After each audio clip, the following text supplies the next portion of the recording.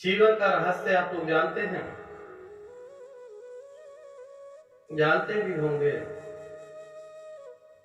कि आज मनुष्य अत्यधिक परेशान है। धन है, दौलत है, ऐशो आराम की सब चीजें हैं उसके पास। गाड़ी है, बंगला है, जो चाहता है वह खाता है, पीता है, घूमता है, किसी चीज की कमी नहीं है। परंतु परेशान हमेशा ही रहता है। दुख, मनुष्य को दुख हमेशा सताता रहता है। हमेशा मनुष्य दुखी ही रहता है। जानते हैं दुख का कारण क्या है और रहस्य क्या है? जो लोग गीता का ज्ञान अपने जीवन में नहीं उतारते, वह सदैव दुखी ही रहते हैं। गीता है जीवन। जो भी मनुष्य अपने जीवन में गीता को धारण करेंगे, गीता को पढ़ेंगे, गीता को समझेंगे, वह सुखी हो जाते हैं।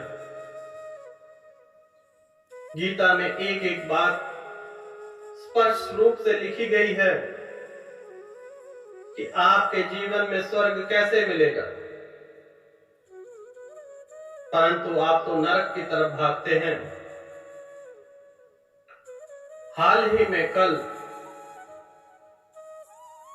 मैं एक बालक से मिला, रही होगी 24 से 25 वर्ष आयु। मैंने उनसे पूछा कि हमारे भगवान श्री कृष्ण की पत्नी कौन है? तो वह कहने लगे राधा रानी। हम स्वयं अपने धर्म का नाश कर रहे हैं। अगर हम अपने बच्चों को गीता नहीं पढ़ाएंगे, गीता का ज्ञान नहीं देंगे, अपने आप को अगर स्वस्थ नहीं रखना चाहते तो गीता मत पढ़िए। अगर जीवन में आगे बढ़ना चाहते हो कि आपके बेटे, आपके बहू आपके संस्कारी बने। जो छोटे बच्चे हैं वही तो कल देश का भविष्य है। जो बच्चे हैं वह कल सास है, बहू है, बेटी है। अगर संस्कार ही अच्छे नहीं होंगे तो जीवन कैसे अच्छा होगा? आज से 40 साल पहले हर घर में गीता का ज्ञान होता था। गीता की चौपाई पढ़ी जाती थी, भगवत गीता कराते थे लोग, भंडारा कराते थे। परंतु आज हम संस्कार ही भूल गए हैं।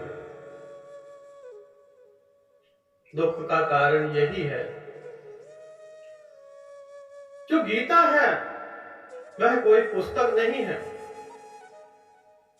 वह जीवन जीने का अर्थ है कि आप अपने जीवन को किस प्रकार से जिएंगे। एक एक बातें उसमें स्पष्ट रूप से लिखी गई हैं। आज बच्चे अपने माता पिता का सम्मान नहीं करते क्योंकि हम अपने ग्रंथों को भूल गए हैं।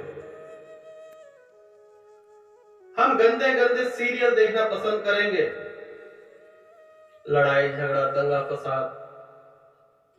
उसमें दिखाया जाता है कि पड़ोसी को कैसे परेशान करना है, चाची को कैसे परेशान करना है, सास बहू को कैसे परेशान करना है, ससुर को कैसे परेशान करना है। ऐसे गंदे सीरियल देखने के लिए आपके पास टाइम है, परंतु गीता पढ़ने के लिए टाइम नहीं है और ना ही हमारे स्कूलों में कोई प्रबंध है कि गीता पढ़ाई जाए।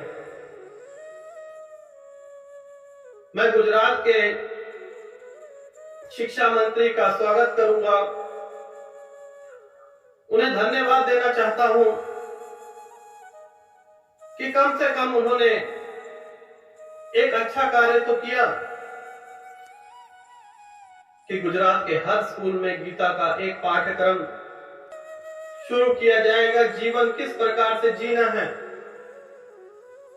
वह जीवन में जिया जाएगा, वह गीता है। जब तक आप जीवन में गीता को नहीं उतारेंगे तब तक आप नरकवासी ही रहेंगे, स्वर्ग की प्राप्ति हो ही नहीं सकते। स्वर्ग किसी भूखंड का हिस्सा नहीं है, स्वर्ग हमारे ग्रंथों में ही है, परंतु भूल गए हैं जब जागो तभी सवेरा। जिस प्रकार से गुजरात के शिक्षा मंत्री ने पहल की है,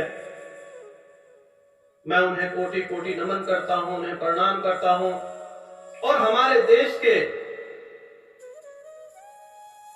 शिक्षा मंत्री से अनुरोध करूंगा कि पूरे देश में गीता को लागू किया जाए। गीता का एक पीरियड होना चाहिए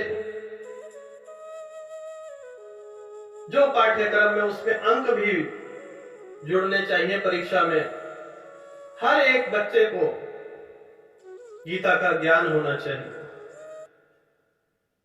मैं अनुरोध ही कर सकता हूं,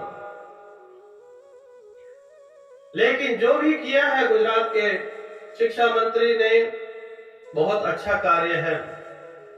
और मैं सबसे अनुरोध करूंगा कि ऐसे कार्यक्रम में आप भाग लीजिए, योगदान दीजिए। आप लोग फिल्म देखने का टाइम है, सीरियल देखने का टाइम है, परंतु गीता का ज्ञान नहीं प्राप्त कर सकते। जब तक गीता को जीवन में नहीं उतारोगे तब तक आपका जीवन नरक ही रहेगा, नरक के समान। सब कुछ प्राप्त होने के बावजूद भी नरक ही रहेगा। आप ढूंढते रहेंगे स्वर्ग कहां है, व्यर्थ में इधर उधर भटकेंगे, पंडों के चक्करों में पड़ जाएंगे कि शायद पंडित महाराज कोई मंत्र देंगे और प्लॉट हमारा स्वर्ग में बुक हो जाएगा। परंतु जो स्वर्ग है वह इसी लोक पर है, किसी भूखंड का हिस्सा नहीं है। कितनी बार मैंने कहा है कि परमात्मा भी तुम ही हो और स्वर्ग भी तुम हो।